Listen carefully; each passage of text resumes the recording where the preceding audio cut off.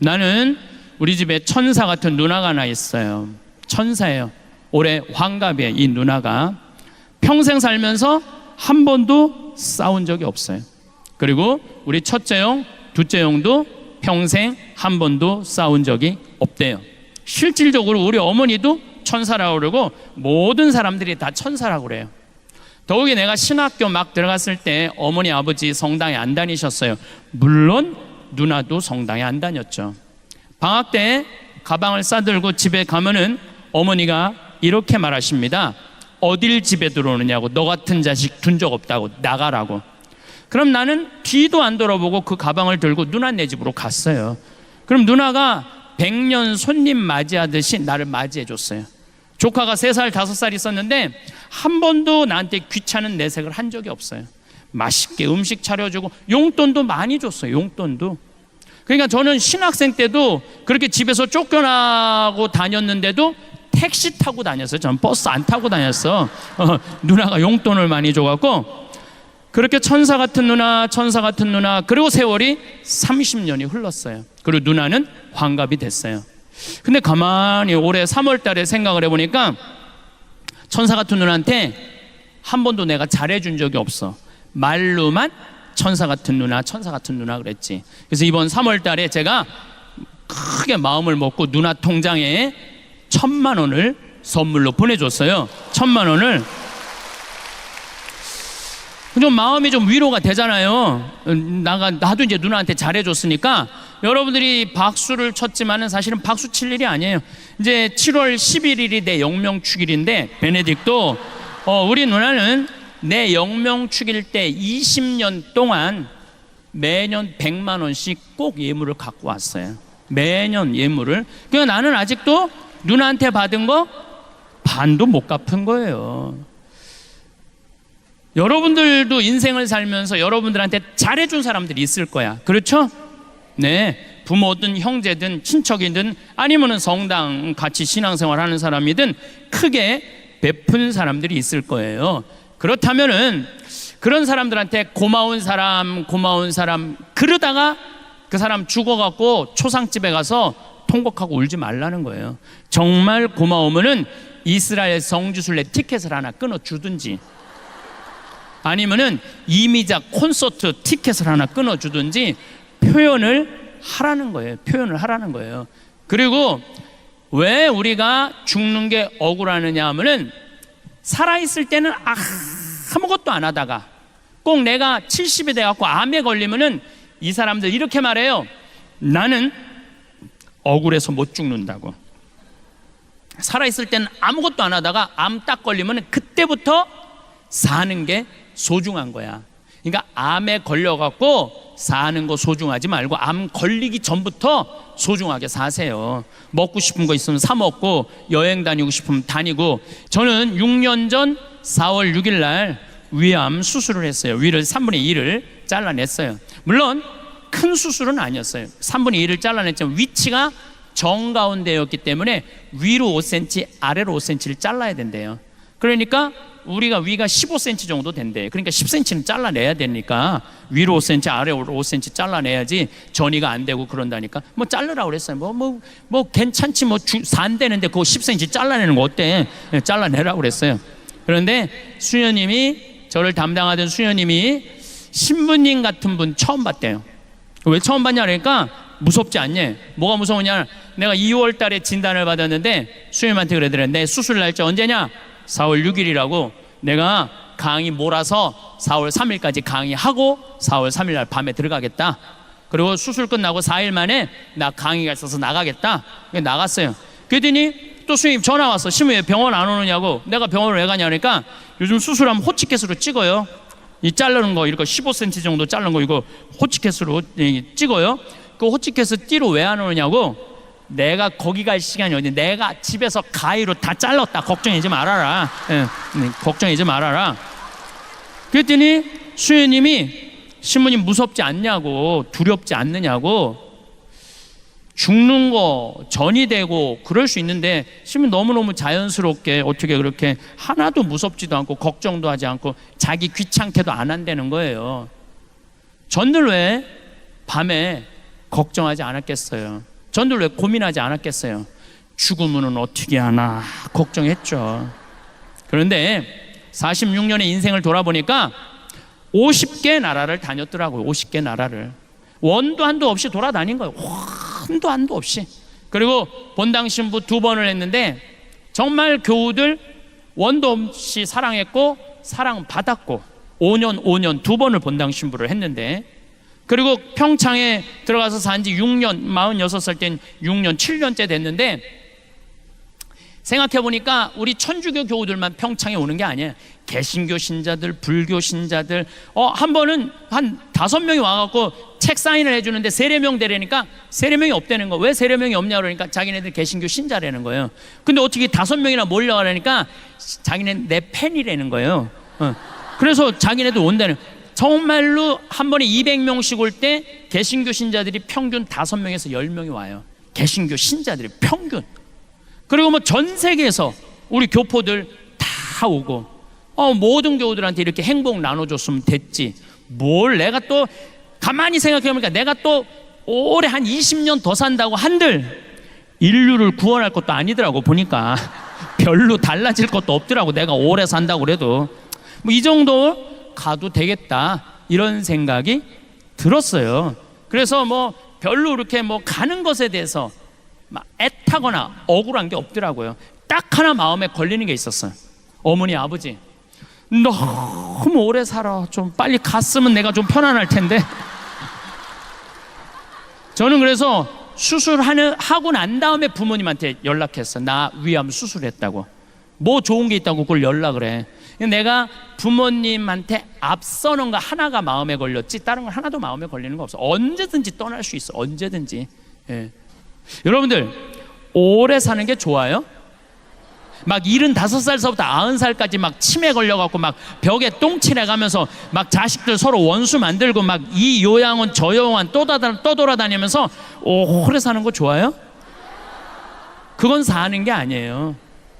누죽걸산이라고 그랬어요. 이 사자성어예요. 누죽걸산. 이 무슨 뜻이냐면 누면 죽고 걸으면 산다. 그래서 누죽걸산이야. 누죽걸산. 내 얘기는 무슨 얘기냐면은 안 죽으려고 애쓰고 그럴 것도 없어요. 돌아다닐 수 있을 때까지 돌아다니다가 먹고 싶은 거 먹고 성지순례 다닐 거 좋은데 경치 좋은데 돌아다닐 거 다 돌아다녀. 다 돌아다니다가 86살에 자다가 죽어. 그냥 자다가 86살에 자다가 죽어. 그래서 제가 보기엔 여기 오신 분들 가운데 많은 경우 여러분들 자다가 죽을 사람들이 많아요. 네, 자다가 죽을 사람들이 많아. 오래 사는 건 좋은 게 아니에요. 여러분들 사는 날까지 어떻게 사는 게 좋아? 건강하게 살고, 사는 날까지 기쁘게 살고, 사는 날까지 행복하게 사는 거예요. 아까도 잠깐 말씀드렸지만은 제가 성지순례 500만 원 들여서 가라고 그럴 때 신부님 팔자 좋은 소리 하지 마세요. 그 돈이 어디 있어요? 여기 있는 분들 뒤지면 다 나와요. 네. 뒤지면 다 나와요. 뒤지면 다 나오고 15% 이자 준다면은 그거 갖다가 낼 사람들 많어. 그래갖고 써보지도 못하고 날리지 말고 성지순례 한 번 더 갔다 오고, 아니 뭐 이스라엘뿐만 아니라 우리나라에도 좋은 성지들 얼마나 많아요. 오랜 성지 가갖고 기도하면 대사까지도 교황님이 내놨잖아요. 그러니까 쓰세요. 쓰면서 돌아다니면은 여러분들은 나중에 죽을 때 억울해서 못 죽는다고 그런 소리 안 하세요. 그래서 죽는 거는 하나도 무서운 게 아니다. 죽기 전까지는 안 죽을 것이고 사는 날까지 즐겁게 살고 죽으면 어디 간다? 천국에 간다. 그런데 뭐가 그렇게 죽는 게 무서워? 그렇죠? 이제는 죽는 거 해결됐죠? 네, 좋아요. 이제는 여러분들 기쁘게 웃으면서 죽을 수 있으리라 믿습니다. 네, 이번에 수원에서 아주 재미난 일이 있었어요. 재미난 일이에요. 한 전래 분과장이 교우들을 꼬신 거예요. 나한테 돈 주면은 이자 15% 주겠다고. 그래서 교우들이 5천만 원, 1억, 2억을 맡긴 돈이, 그 전래분과장한테 맡긴 돈이 얼마냐면은 300억을 맡겼대. 300억을. 그래갖고 사기로 드러나서 이 사람 지금 두 번째 재판을 받고 있다고 그래요. 내가 그 본당 신부한테 직접 들은 얘기예요. 자, 여러분들 1억 주면은 15% 이자 줄게 하고 꼬셔갖고 1억 받은 사람이 나쁜 사람이에요. 1억 맡겨갖고 15% 이자 받겠다고 1억 맡긴 사람이 나쁜 사람이에요. 그렇죠? 여러분들도 당연히 그렇게 생각하죠? 맡긴 사람이 나쁜 사람이에요. 맡긴 사람. 이 사람은 분명히 거의 이 중에 반 이상은 냉담할 거예요. 성당에 나갔더니 사기꾼만 있더라. 자기가 잘못한 건 모르고 사기꾼만 있더라. 누가 욕심 핀 거예요? 맡긴 사람이 욕심 핀 거예요. 제 얘기가 그 얘기예요. 그 1억 맡길 돈 있으면은, 그 돈 있으면 이스라엘 성지순례를 20번을 갔다 와라 이거예요. 20번을. 이스라엘 성지순례 20번을 왔다 가면은 그분은 예수님하고 트고 지낼 수 있다니까. 냉담도 안 하고. 제가 이스라엘 성지순례 5번 지금 갔다 왔는데 예수님하고 거의 틀라고 그래. 지금 트기 일보 직전이야. 여러분들, 재물을 어떻게 쓰느냐는 참 중요해요. 재물을 내가 돈 욕심 펴갖고 나 맛있는 것도 안 사 먹고 여행도 아니고 아무것도 안 하고 끝까지 돈 욕심만 내는 사람은요, 끝에 건질 게 아무것도 없는 사람들이에요. 건질 게 아무것도 없는 사람이에요. 제가 평창 생태마을 피정이 연말까지 다 찼어요. 예, 그래서 이제 9월 달에 또 오픈하면은 재미난 게 올 9월 달에 내년 피정을 오픈을 하거든요. 그러면 한 달 만에 다 차요. 근데 우리 집에 피정은 화요일, 수요일이 1박 2일이야. 목요일이 당일 피정이고 오늘 200명이 또 들어와요. 금, 토, 일, 2박 3일.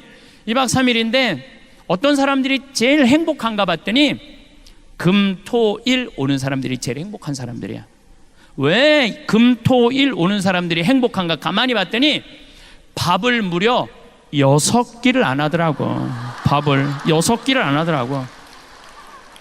근데 금, 토, 일 2박 3일에 피정하는데 피정비가 얼마냐면 8만 원이에요. 8만 원.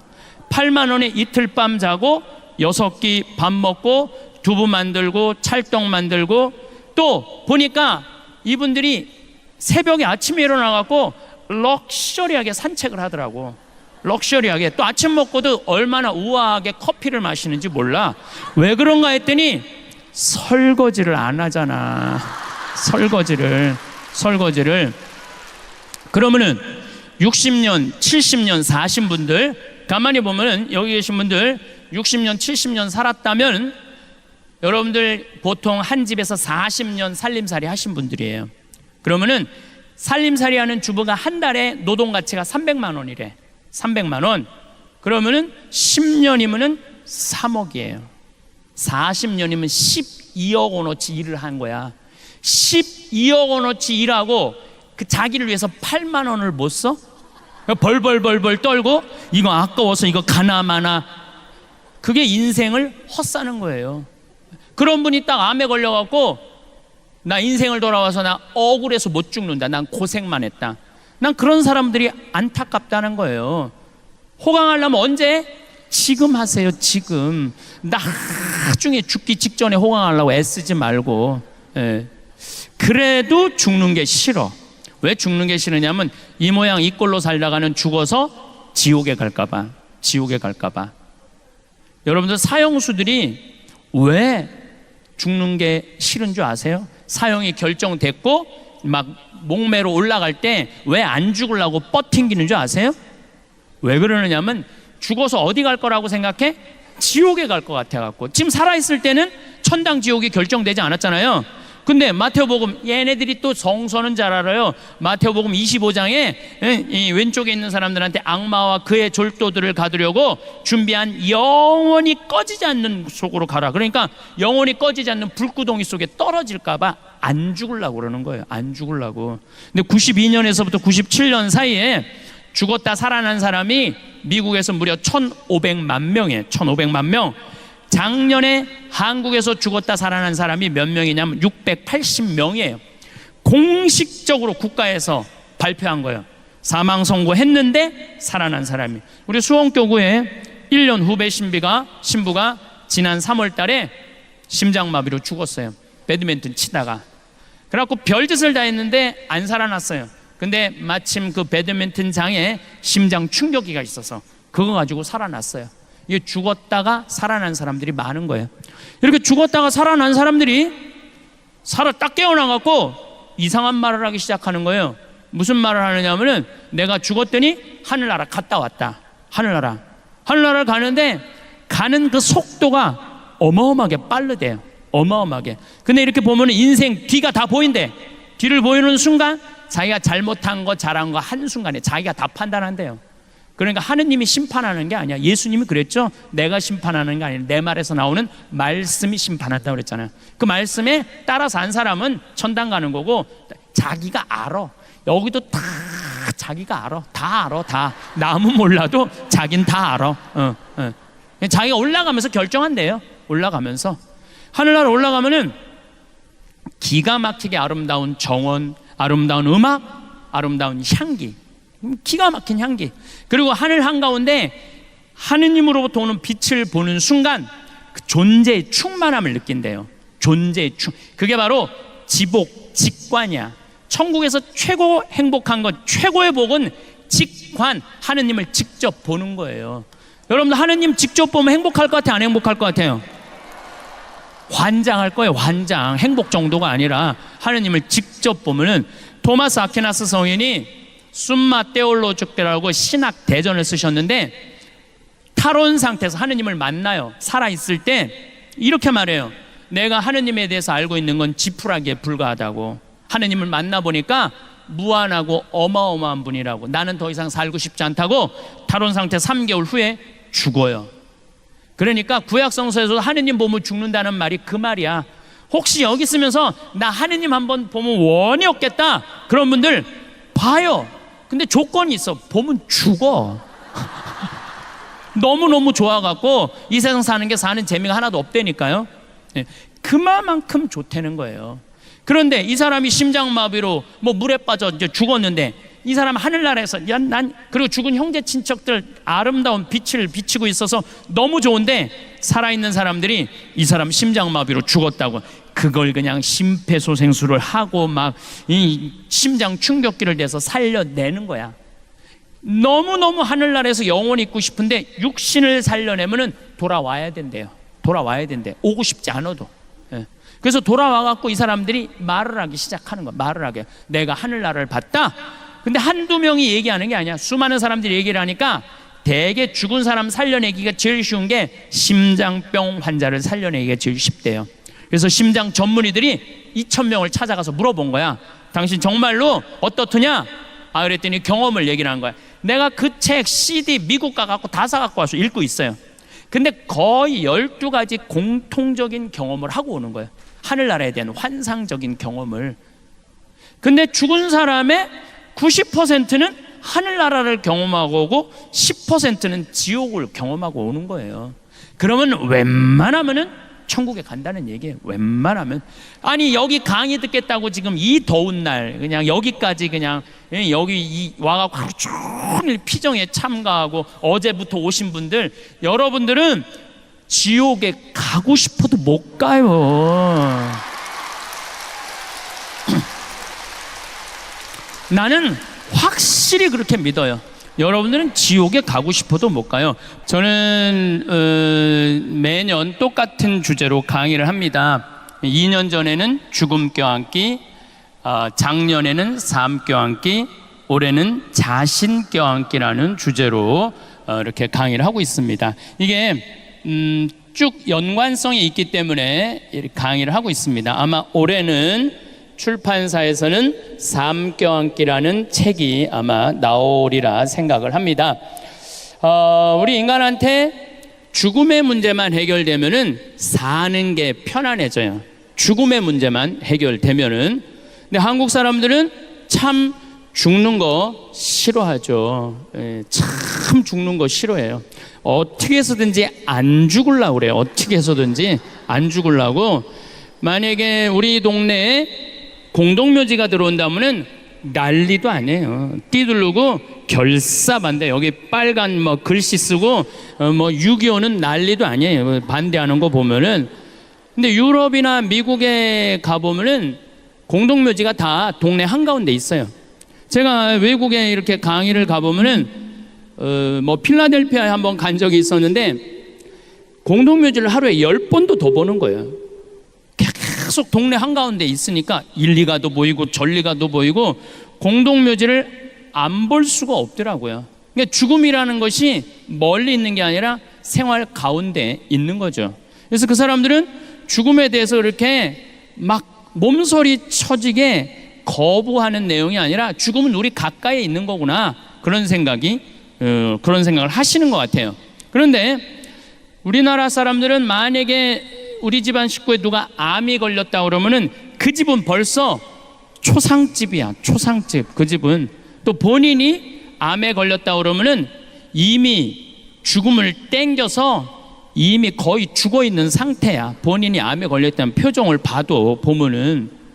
근데 우리 인간이 죽는 거 무서워할 필요가 하나도 없어요. 왜 죽는 걸 무서워할 필요가 없느냐 하면은 우리 인간은 죽기 전까지는 절대 안 죽어요. 여기 계신 여러분들 죽기 전까지는 절대 안 죽어요. 제가 외국 강의 다닐 때마다 또 아프리카 봉사활동 갈 때마다 100시간 정도 비행기를 타요. 100시간 정도면 5일을 하늘에 떠 있는 거. 5일을 하늘에 떠 있는데 어떤 때는 큰 비행기를 타고 어떤 때는 프로펠러 비행기를 탈 때도 있어요. 근데 작은 비행기를 타면은 난기류에 걸릴 때가 있어요. 난기류에 걸리면 비행기가 정말로 올라갔다 내려갔다 커피잔이 쏟아지고 막 이러거든요. 막 사람들이 막 불안에 떨고 막 비명 지르는 소리가 막 들리더라고요. 근데 저는 참 그런 분들 보면 안타까워요. 아직 비행기가 떨어지지도 않았는데 왜 불안하고 초조하냔 말이야. 언제부터 불안해하면 돼? 떨어지기 시작하면 그때부터 불안하면 돼. 아직은 떨어지지도 않았는데 불안하고 초조해. 그런 마음을 가지고 여행을 다니니까 참 편안해요. 참 편안해요. 죽기 전까지는 절대 안 죽는다, 이런 생각을 하고 비행기를 100시간을 타니까 무서울 게 하나도 없더라고요. 그래도 죽는 게 싫어. 왜 죽는 게 싫으냐면은 사랑하는 사람과의 이별 때문에 그래요. 죽으면은 더 이상 사랑하는 남편, 사랑하는 자식, 사랑하는 부모, 사랑하는 아내 못 보기 때문에 그래요. 근데 초상집에 가면 참 안타까운 게 살아있을 때는 개, 닭 쳐다보듯이 쳐다보다가 꼭 죽고 나면은 땅을 치고 통곡하는 사람들이 많아요. 왜 벌써 죽느냐고. 조금만 더 살았으면 내가 잘해줬을 텐데. 잘해주려면 언제 잘해줘? 살아있을 때 잘해주면 되죠. 죽고 난 다음에 왜 통곡을 하고 우느냔 말이에요.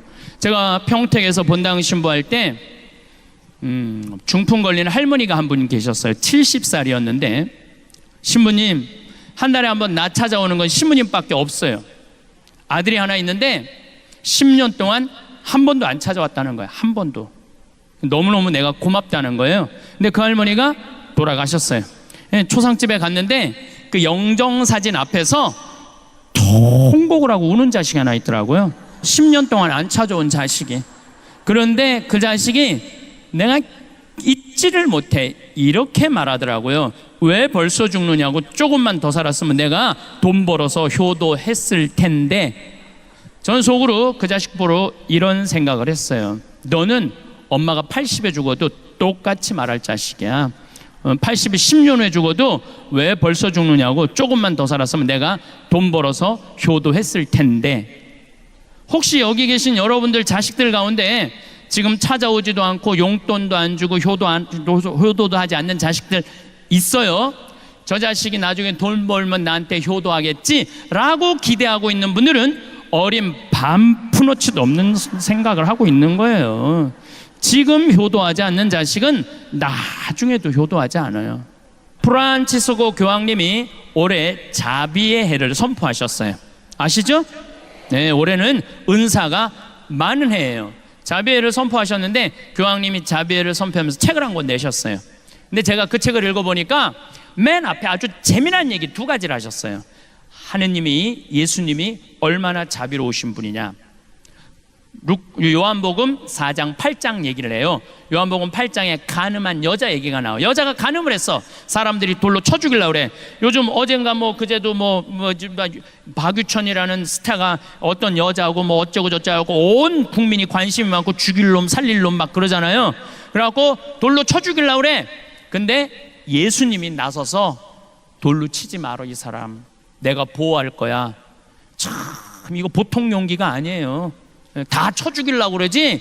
가늠한 사람 딱 붙잡고 내가 보호할게. 이거 쉬운 일이 아니에요. 그러니까 예수님 우리가 상상하는 거 이상으로 우리를 사랑한다는 거예요. 혹시 여기 계신 분들 중에 내가 가늠해서 난 맞아 죽을 것 같아. 누가 여러분들을 지켜줄 것 같아요? 예수님이 지켜주는 거예요. 그만큼 우리를 사랑한다는 거예요. 근데 한술 더 떠갖고 요한복음 4장에 보면 사마리아 여자 얘기가 나와요. 이 우물가에서 이 여자하고 예수님이 무슨 얘기를 하냐면은 구원과 경배를 얘기를 해요. 구원과 경배를. 근데 이 여자는 결혼을 6번째 한 여자예요. 결혼을 6번째 한 여자, 결혼을. 여러분들 요즘 이혼은 어때요? 나는 이혼 괜찮다고 생각해요. 이혼. 아니 지금 30살에 결혼을 했고 100살까지 살면 한 남자하고 어떻게 70년을 살아요. 이거는 정말 너무너무 힘든 일이에요. 저 신부가 미쳤나? 이혼을 괜찮다 그러고. 여러분들 우리 이혼하는 거 법적으로, 교회법적으로 아무런 문제 없어요. 여러분들은 어떻게 알고 있어요? 이혼하면 안 되는 걸로 알고 있죠? 이혼하는 거 아무 문제 없어요. 뭐가 문제냐면 재혼할 때 교회법에 걸리는 거예요. 재혼할 때 걸리는 거예요. 이혼하고 혼자 사는 거는 괜찮아. 이혼하고 혼자 살고 성당 나가고 성추행하고 다 영할 수 있어요. 예, 그러니까 이혼은 괜찮아. 이혼은 그러니까 걱정하지 마. 이혼은 이혼은 괜찮은데, 자, 이혼까지는 우리가 이해가 되는데 재혼을 해서 산다. 우리는 안 돼도 세상 사람들은 재혼하는 것도 괜찮아요. 세상 사람들은. 그런데 만약에 저 여자가 3혼을 하고 산다. 어떻게 생각해요? 조금 고개가 갸우뚱하죠? 만약에 4번째 남자하고 살고 있다. 그럼 어때요? 약간 좀 그렇죠. 5번째 남자하고 산다. 이건 가능한 거리를 두고 싶은 여자예요. 6번째 남자하고 산다. 아예 안 보는 게 나아요. 그런데 예수님은 그 6번째 남자하고 사는 여자하고 하늘나라를 얘기를 해요. 하늘나라를. 당신의 성서에 보면 어떻게 보면 첫 제자라고 표현을 해요. 첫 여제자가 6번째 이 남자하고 사는 여자야. 그런 사람도 예수님은 사랑한다는 거예요. 혹시 여기 계신 분들 중에 6번째 남자하고 사는 분들 계세요? 그러니까 여러분들 웬만하면 다 하늘나라 갈 수 있다는 거예요. 여러분들은 뉴스에만 안 나오면 돼. 뉴스에만 안 나오면 돼. 그러니까 죽는 거 무서워하지 말라고요. 여러분들 죽어서도 어디가? 천당 가기 때문에 그래. 천당 가기 때문에. 제가 2년 전에 그 죽음 껴안기라는 주제로 강의를 했을 때 많은 편지를 받았어요. 신부님, 우리 아버지가, 우리 어머니가 돌아가시면서 정말로 신부님 말씀대로 웃으면서 죽었다고. 왜? 어떤 희망을 가지니까? 죽음은 위대한 여행의 시작이에요. 어디로 떠나는? 하늘나라를 향한 위대한 여행의 시작이야. 그러니까 웃으면서 죽어야지. 그걸 벌벌벌벌 떨면서 죽으면 어떻게 해요? 여러분들 이 자리에 왜 나와 있어요? 어디 가려고 나온 거야? 하늘나라 가려고. 근데 웃으면서 가야지. 벌벌벌벌 떨면서 가면은 되겠어요? 안 되겠어요? 그렇죠. 근데 잘 죽는 사람들은 어떤 사람이 잘 죽느냐면 잘 사는 사람이 잘 죽어요. 그럼 우리나라 1살서부터 30살 행복해요? 30살서부터 60살 행복해요? 60살서부터 120살 행복해요? 제가 왜 120살이라고 그러냐면은 이제는 120세 시대예요. 며칠 전에 미국에서 한 제약회사에서 FDA에 천천히 늙는 노화약을 등록을 했어요. 네, 제가 이 내셔널 지오그래픽에서 봤어요. 그리고 확실히 천천히 늙는 약이 이제는 나올 거예요. 2040년이 되면은, 이제는 2040년이래 봤자 이제 몇 년 남은 거예요? 한 23, 4년밖에 안 남은 거예요. 그러니까 여기 60살 되신 분들은 앞으로 60년 더 살아야 돼. 60살 되신 분들은 60년 더 살아요. 살고 싶지 않아도 시대가 그렇게 돼버렸어요. 시대가.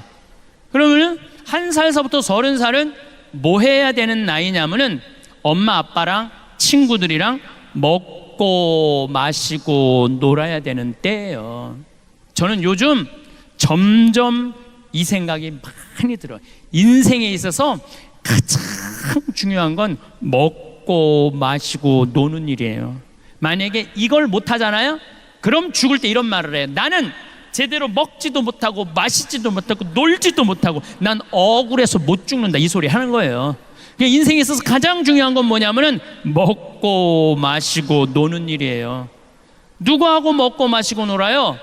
친구들하고 먹고 마시고 노는 거예요. 오늘 여러분들 강의 듣고 은혜, 성령대 은혜 너무너무 받았어. 그래갖고 여기저기 올림픽 저 야구장 앞에 가고 아무나 붙잡고 당신 오늘 나하고 먹고 마시고 놀자, 그럼 미친놈 취급당하죠.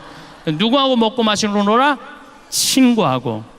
근데 이 세상에서 가장 친한 친구는 부모요, 형제예요. 그럼 우리나라 초등학교 애들이 엄마 아빠랑 먹고 마시고 놀자 그랬더니 이놈 새끼야, 너 지금 먹고 마시고 놀 시간이 어딨어? 너 지금 빨리 학원 가야지. 내가 요즘 영어학원 다니는데 어제도 그 영어학원 갔는데 초등학교 1학년 애들이요, 가방을 2개를 메요. 뒤에 하나 앞에 하나. 초등학교 1학년 애가, 어떤 애는 여행용 가방을 끌고 엘리베이터에 들어오는 거, 여행용 가방을 끌고. 초등학교 1학년 애가, 그럼 걔는 내가 어저께 5시에 갔는데 그 시간에 학원 들어가면은 엄마 아빠랑 먹고 마시고 놀 시간이 어딨어? 그렇게 초등학교, 중학교, 고등학교, 대학교 스펙 쌓는데 집에도 안 들어와. 그러면은요, 이미 엄마 아빠하고는 친구 아니에요. 부모도 아니에요. 아무것도 아니에요. 요즘 애들이, 여러분들 20대 애들이 왜 자기 애들 컴퓨터 게임 할 때 운다고 애 떨어뜨리는 줄 알아요? 자기 엄마 아빠하고 어떤 추억도 없기 때문에 자기 새끼도 새끼처럼 안 보이는 거예요. 사랑을 받았어야지 사랑을 할 거 아니에요. 사랑을 받았어야지. 근데 엄마 아빠랑 먹고 마시고 논 적이 없어, 이런 애들은. 그러니까 엄마들이 이렇게 얘기해. 너 지금 먹고 마시고 놀지 말고 4당 오락이야. 4시간 자면 합격하고 5시간 자면 너 떨어져. 그래갖고 서울대학 가갖고 뼈가 빠지게 스펙 쌓고 삼성에 취직해서, 그러고 난 다음에 먹고 마시고 놀아. 그럼 1살서부터 30살은 누가 보상해 줄 거예요? 그때 아무것도 안 하는 애들. 우리 생태마을에 직원이 40명이에요. 생태마을에 직원이 40명이에요. 이제까지 이력서가 이렇게 쌓여 있어요. 200명 정도가 왔다 갔어요. 200명 정도가. 근데 참 놀라운 거는요, 우리 집에 며칠 전에도 이화여대 나온 친구 왔다가 3일 만에 갔어요. 또 연대에 나온 사람 일주일 만에 갔어요. 서울대 원서는 사람 하루 만에 갔어요. 가만히 보니까 우리 집에 와갖고 이 생태마을에서 행복하게 직장 생활하는 사람들 또 환경을 보니까 다른 거 하나도 없어. 엄마 아빠랑 먹고 마시고 논 애들이 생태마을에서도 일 잘하고 잘 살아. 아무리 좋은 대학을 나와도 엄마 아빠랑 먹고 마시고 놀지 못하는 애들은 우리 생태마을에 와서도 먹고 마시고 놀지 않아요. 그래서 저는 우리 직원들 첫 월급은 서울대학을 나오든 연대를 나오든 일반 지방대학을 나오든 중학교를 나오든 초등학교를 나오든 월급을 똑같이 줘요. 절대 좋은 대학 나왔다고 월급 많이 안 줘요. 왜? 매주 띄우는데 뭐하러 서울대 졸업장이 필요해. 매주만 잘 띄우면 됐지. 그러니까 일을 잘하는 사람이, 어떤 사람이 일을 잘하나 봤더니 행복한 사람이 일을 잘하더라고요. 행복한 사람이. 지난주에 영월 고용노동부에서 우리 생태마을에 감사가 나왔어요. 우린 엄연한 직장이니까, 회사니까 고용노동부에서 감사가 나왔는데, 감사 나온 사람이 우리 직원 월급표를 보고 깜짝 놀라는 거예요. 진짜 이렇게 주냐? 진짜 이렇게 주냐고. 우리는 직원들 뭐 이렇게 관리 직원들이 6천만 원이에요. 연봉. 한 달에 최소한 500만 원 정도 나가요. 그래서 400만 원, 300만 원. 첫 월급이 200만 원이고 잘하는 애들은 30만 원, 40만 원을 6개월이면 230, 40만 원 그냥 올려줘요. 근데 그것도 기준이 보면은 행복한 애가 월급도 빨리 올라가. 공부 잘하는 애가 빨리 올라가는 게 절대 아니에요. KBS에서 재미난 실험을 했어요. 초등학교 6학년 성적표 IQ 좋은 애, 성적 좋은 애, 생활기록부 좋은 애 30년 후에 추적을 해봤어요. 얘네들이 어떤 애들이 돈 잘 벌고 이혼도 안 하고 자식들하고 잘 사나 봤더니 IQ 좋은 애도 아니고 성적표 좋은 애도 아니고 생활기록부 좋은 애들이 다 나중에 잘 산다는 거예요. 그러니까 여러분들 지금 대한민국이 완전히 잘못 생각하고 있는 거예요. 이놈 새끼야 공부 잘해야지 나중에 고생 안 하고 살아. 다 공부 잘하는 애들 다 고생하고 살아요. 고생 안 하는 애들은 그중에 5% 요새 최은영 무슨 검사 뭐 이런 사람들 보면 똑똑한 놈들도 지금 감옥에 가는 놈들 많아요. 행복한 애고 머리 나쁜 애들은 감옥에 가고 싶어도 못 가요. 걔네들은 감옥에 가고 싶어도 못 가요. 그러니까 지금부터 자식들을 행복하게 키우고 싶으면은 어떻게 해야 되느냐 하면은 애들을 먹고 마시고 놀면 돼요. 1억 신축금 1억 내라면 벌벌 떨다가 15% 이자 준다면 떨커덕 맡기는 그런 어리석은 짓 하지 말고 그 1억 가지고 먹고 마시고 노세요. 그게 행복의 시작이에요. 그러면은 30살서부터 60살은 행복하냐? 30살서부터 60살 이때도 뭐 해야 되는 나이냐면 먹고 마시고 놀아야 되는 때예요. 여러분들 제가 늘 말씀드리지만 여행은 가슴이 떨릴 때 가야지 다리가 떨릴 때 가면 안 돼요. 그럼 언제 가야 돼? 이때 가야 돼. 30살서부터 60살에. 근데 이때 많은 엄마들이 이렇게 말합니다. 엄마는 안 먹고 안 마시고 안 놀아도 돼. 오로지 너 하나 출세하는 게 엄마의 기쁨이고 행복이야. 이렇게 말하는 엄마들 많아요. 뻥이에요. 무슨 자식이 출세한다고 여러분들 행복할 것 같아요? 그것도 어린 반푼어치도 없는 소리예요. 네 출세가 엄마의 기쁨이야. 이렇게 말하는 분들 참 많아요. 어떤 아버지가 딸을 서울대학 졸업시켜서 삼성에 취직시켜서 서울로 보냈는데 이게 잘난 척하고 남자 알기를 우습게 알고 시집 안 가고 노처녀로 혼자 사는 거야.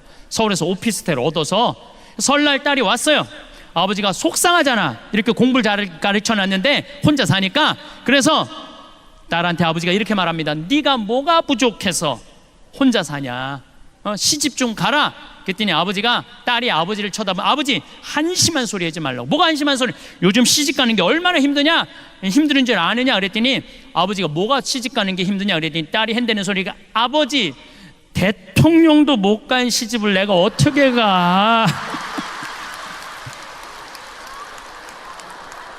생각해보니까 대통령도 시집도 안 가고 막 아프리카로 막 중동으로 이리 뛰어다니고 저리 뛰어다니고 대통령 얼굴이나 못생겨서 얼굴도 이쁘장한데 대통령도 시집 못 가는데 내가 어떻게 시집을 가? 그러니까 가만히 생각해보니까 이 딸한테 또 밀릴 것 같아. 그래서 한마디 더 합니다. 아버지가 그럼 너 대통령이라도 해보라고. 그랬더니 또 딸이 아버지를 한심한 눈으로 쳐다보고 한다는 소리가 아버지가 대통령을 했어야지 나도 해볼 거 아니야.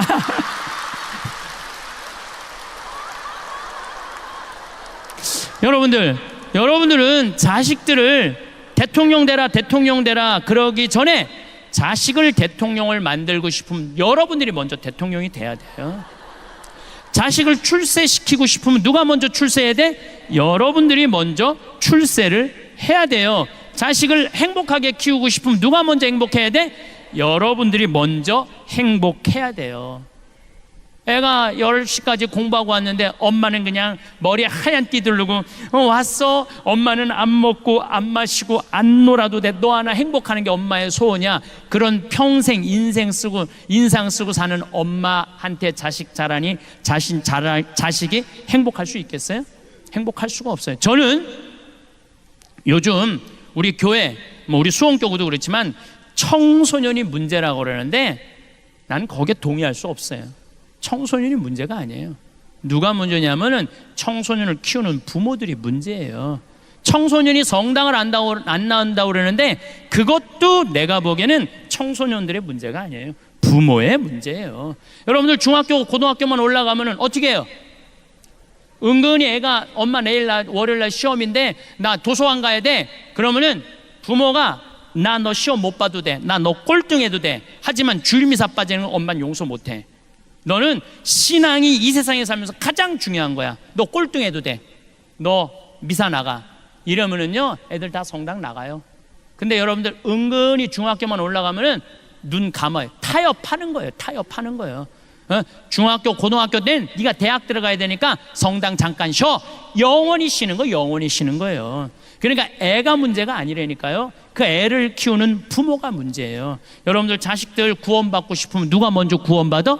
여러분들이 먼저 구원받아야 돼요. 그러면 60살에서부터 120살은 행복해요? 60살에서부터 120살?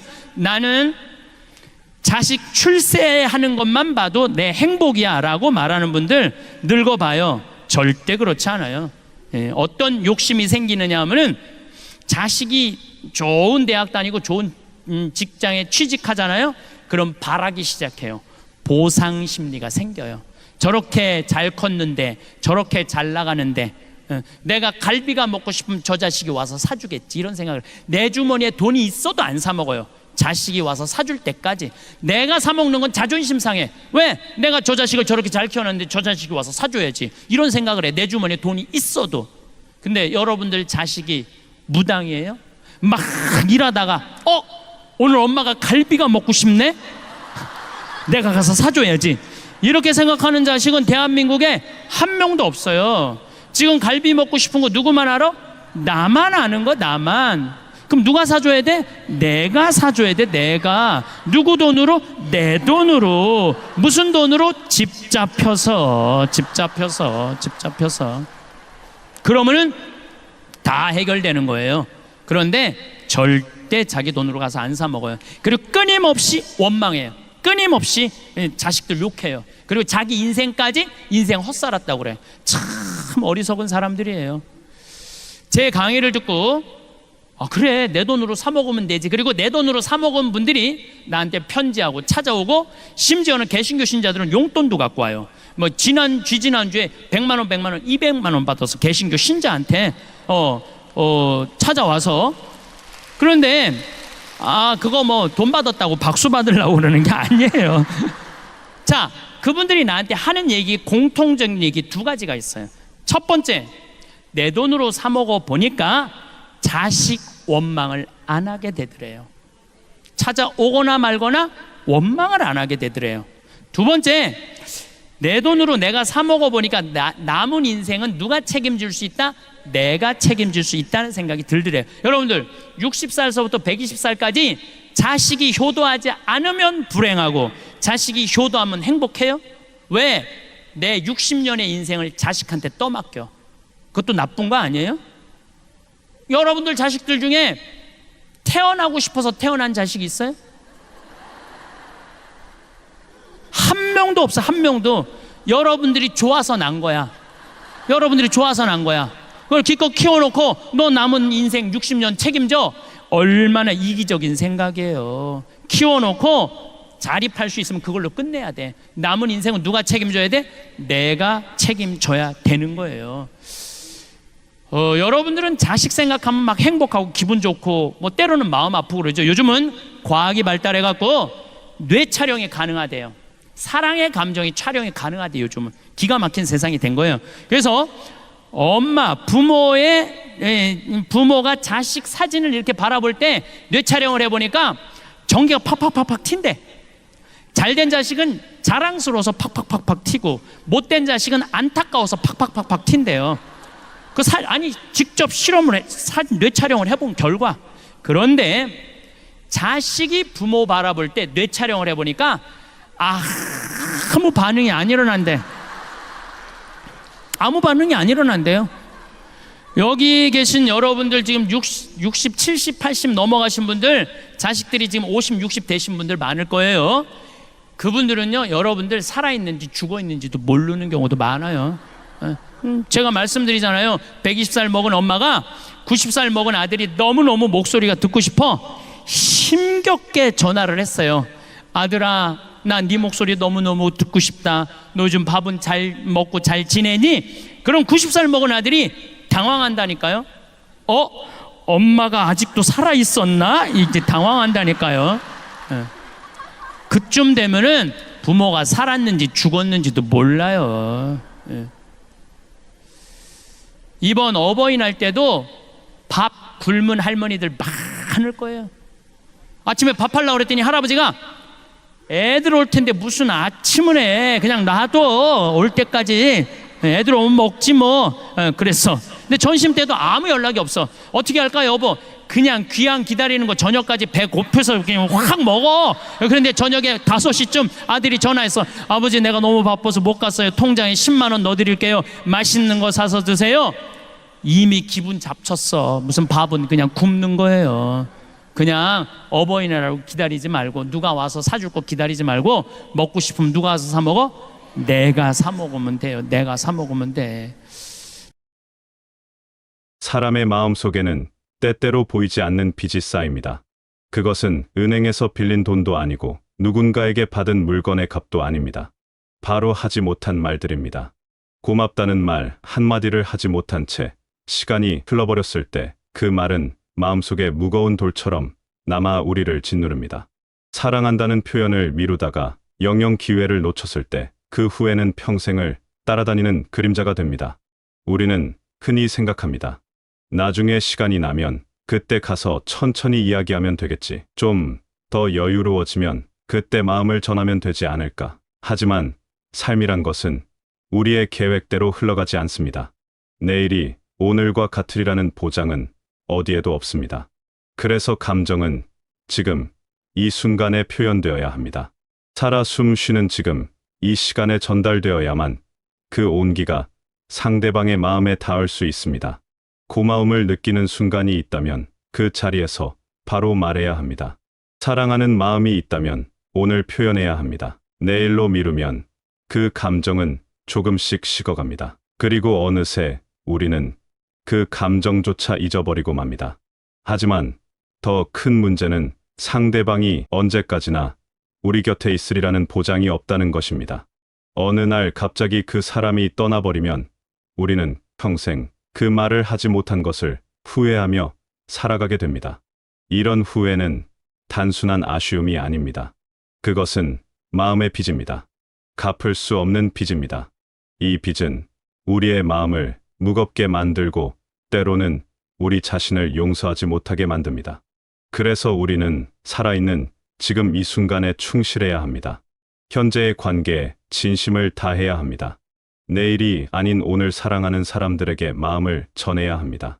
그런데 여기서 한 가지 더 깊이 들여다봐야 할 것이 있습니다. 우리가 누군가에게 고마움을 표현하고 사랑을 전하는 것도 중요하지만 그에 앞서 우리 자신의 마음을 돌보는 일도 중요합니다. 많은 사람들이 자신의 행복을 다른 사람에게 의존합니다. 누군가 나를 사랑해주면 행복할 것 같고 누군가 나를 인정해주면 만족할 것 같습니다. 하지만 이것은 위태로운 방식입니다. 다른 사람이 우리를 행복하게 해줄 수 있다는 생각은 착각입니다. 물론 사랑하는 사람과 함께 있으면 즐겁고 좋은 일이 생기면 기분이 좋아집니다. 하지만 그것은 일시적인 감정의 변화일 뿐입니다. 진정한 행복은 외부에서 오는 것이 아니라 내면에서 만들어지는 것입니다. 우리가 스스로 우리의 감정을 책임질 때 뒤로서 흔들리지 않는 평온함을 얻을 수 있습니다. 누군가에게 기대어 행복을 찾으려는 사람은 언제나 불안합니다.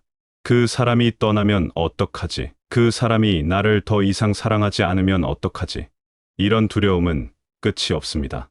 그래서 우리는 다른 사람의 사랑이나 인정과는 별개로 스스로 행복할 수 있는 능력을 길러야 합니다. 혼자 있어도 평온하고 아무도 알아주지 않아도 자신을 믿을 수 있는 힘을 가져야 합니다. 이것은 이기적인 태도가 아닙니다. 오히려 성숙한 사람의 자세입니다. 자신의 행복을 스스로 책임지는 사람은 다른 사람에게 의존하지 않습니다. 그래서 더 자유롭게 사랑할 수 있습니다. 상대방에게 무언가를 바라지 않고 그저 함께 있는 것, 자체를 즐길 수 있습니다. 이런 관계가 진정으로 건강한 관계입니다. 우리의 감정은 우리의 책임입니다. 기쁨도 슬픔도 화도 모두 우리가 만들어낸 것입니다. 물론 외부의 상황이 우리의 감정에 영향을 줍니다. 하지만 그것을 어떻게 받아들이고 어떻게 반응할지는 전적으로 우리의 선택입니다. 같은 상황에서도 어떤 사람은 절망하고 어떤 사람은 희망을 찾습니다. 그 차이는 바로 내면의 힘에서 나옵니다. 그렇다면 무엇이 우리의 삶을 진정으로 풍요롭게 만드는 것일까요? 세상은 우리에게 끊임없이 말합니다. 성공해야 한다고, 더 많이 가져야 한다고, 더 높은 곳에 올라가야 한다고. 하지만 정작 삶의 마지막 순간에 우리가 떠올리는 것은 그런 것들이 아닙니다. 우리가 기억하는 것은 사랑하는 사람들과 함께했던 시간입니다. 함께 웃었던 순간들입니다. 서로의 손을 잡고 위로했던 기억들입니다. 진정으로 가치 있는 것은 관계입니다. 그리고 그 관계 안에서 나누는 즐거움입니다. 아무리 많은 것을 이루었다 해도 함께 기뻐할 사람이 없다면 그것은 공허합니다. 아무리 높은 자리에 올랐다 해도 마음을 터놓을 사람이 없다면 그것은 외로운 성공입니다. 반대로 평범한 일상이라 해도 사랑하는 사람들과 함께 웃으며 보낸다면 그것만큼 값진 시간은 없습니다. 우리는 때때로 이것을 잊어버립니다. 무언가를 이루는 것에만 집중하다가 정작 소중한 것들을 놓쳐버립니다. 목표를 향해 달려가느라 지금 이 순간의 행복을 외면합니다. 그러다 어느 날 문득 돌아보면 많은 것을 얻었지만 정작 중요한 것은 잃어버렸다는 것을 깨닫게 됩니다. 삶의 가장 단단한 기초는 관계입니다. 사랑하는 사람들과의 유대입니다. 이것이 없다면 우리가 쌓아 올린 모든 것은 언제든 무너질 수 있습니다. 힘든 일이 있을 때 우리를 일으켜 세우는 것은 돈이나 명예가 아닙니다. 바로 곁에서 손을 내밀어주는 사람들입니다. 함께 울어주고 함께 웃어주는 사람들입니다. 그리고 이런 관계를 유지하는 데는 특별한 능력이 필요하지 않습니다. 함께 있는 시간을 즐길 줄 아는 마음이면 충분합니다. 거창한 일을 함께할 필요도 없습니다. 평범한 일상을 나누는 것만으로도 충분합니다. 함께 밥을 먹고 함께 산책을 하고 함께 이야기를 나누는 것. 이런 소소한 순간들이 모여 삶의 가장 큰 행복이 됩니다. 하지만 많은 사람들이 이런 순간들을 미룹니다.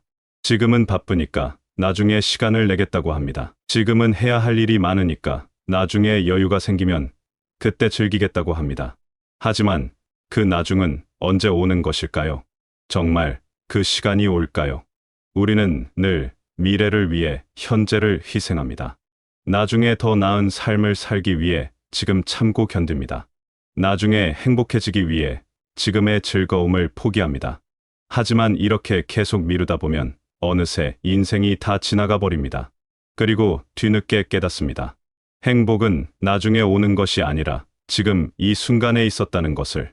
미래는 불확실합니다. 우리가 아무리 계획을 세우고 준비를 해도 미래가 우리의 생각대로 펼쳐지리라는 보장은 없습니다. 그런데 우리는 그 불확실한 미래를 위해 확실한 현재를 포기합니다. 이것은 현명한 선택일까요? 물론 미래를 위한 준비가 필요 없다는 말은 아닙니다. 하지만 그것이 전부가 되어서는 안 됩니다. 미래를 준비하면서도 현재를 즐길 수 있어야 합니다. 내일을 위해 오늘을 완전히 희생할 필요는 없습니다. 오늘도 충분히 가치 있는 하루입니다. 오늘도 행복할 자격이 있는 날입니다. 진정한 풍요로움은 언젠가 도달할 목표에 있지 않습니다. 지금 이 순간의 경험에 있습니다. 마음이 뛰는 순간들에 있습니다. 무언가에 푹 빠져 시간 가는 줄 모르는 경험에 있습니다. 사랑하는 사람과 함께 웃는 순간에 있습니다. 이런 순간들이 모여 우리의 삶을 풍성하게 만듭니다. 그러니 행복을 미루지 말아야 합니다. 지금 즐길 수 있는 것들을 미루지 말아야 합니다. 오늘 할 수 있는 감사를 내일로 미루지 말아야 합니다. 지금 표현할 수 있는 사랑을 나중으로 미루지 말아야 합니다. 왜냐하면 우리에게 보장된 시간은 오직 지금뿐이기 때문입니다. 이것이 삶의 지혜입니다. 특별한 것이 아닙니다. 거창한 진리도 아닙니다. 하지만 이것을 실천하는 것이 쉽지 않습니다. 우리는 습관적으로 현재보다 미래를 중시하도록 길들여져 왔기 때문입니다. 지금의 만족보다 나중의 성취를 추구하도록 교육받아 왔기 때문입니다. 하지만 이제는 방향을 바꿀 때입니다. 거창한 목표보다는 일상의 소중함을 알아차릴 때입니다. 큰 성취보다는 작은 행복에 감사할 때입니다. 언젠가의 완벽한 삶보다는 지금 이 순간의 불완전한 삶을 사랑할 때입니다. 이런 삶의 태도는 우리를 자유롭게 합니다. 끊임없이 무언가를 이루어야 한다는 강박에서 벗어나게 합니다. 다른 사람과 비교하며 조급해하는 마음에서 벗어나게 합니다. 그리고 지금 여기에 충실할 수 있게 합니다. 결국 삶이란 거대한 목표를 향해 달려가는 긴 여정이 아닙니다. 매일매일의 작은 순간들이 모여 만들어지는 것입니다. 그 순간들을 어떻게 채우느냐에 따라 우리 삶의 질이 결정됩니다. 늘 미래만 바라보며 달려가면 정작 소중한 순간들을 놓치게 됩니다. 하지만 지금 이 순간에 온전히 머무를 수 있다면 삶은 그 자체로 충만해집니다. 그래서 우리에게 필요한 것은 일상에서 발견하는 지혜입니다. 아침에 눈을 떴을 때 하루를 살아있음에 감사하는 마음입니다. 사랑하는 사람의 얼굴을 볼 때 그 순간을 온전히 느끼는 마음입니다. 무언가를 하면서 그 행위 자체를 즐기는 마음입니다. 이런 마음이 쌓이면 우리의 삶은 저절로 풍요로워집니다. 이것은 어려운 일이 아닙니다. 단지 조금만 의식을 바꾸면 됩니다. 습관적으로 미래를 걱정하는 대신 현재에 집중하려고 노력하면 됩니다. 남과 비교하며 부족함을 느끼는 대신 지금 가진 것에 감사하면 됩니다. 언젠가의 행복을 꿈꾸는 대신 오늘의 작은 기쁨을 찾으면 됩니다. 이렇게 살아간다면 마음의 빚을 만들지 않을 수 있습니다. 하고 싶었던 말을 하지 못한 채 후회하지 않을 수 있습니다. 자신의 행복을 다른 사람에게 의존하지 않고 스스로 책임질 수 있습니다. 진정으로 중요한 것이 무엇인지 알고 그것에 집중할 수 있습니다. 그리고 무엇보다 지금 이 순간을 온전히 살 수 있습니다. 여러분의 삶이 후회 없는 날들로 채워지기를 바랍니다. 사랑하는 사람들에게 마음을 충분히 전하고 자신에게도 충분히 잘해주기를 바랍니다. 거창한 목표에 매달리기보다는 일상의 소중함을 발견하고 지금 이 순간을 충실히 살아가는 여러분이 되시길 바라겠습니다.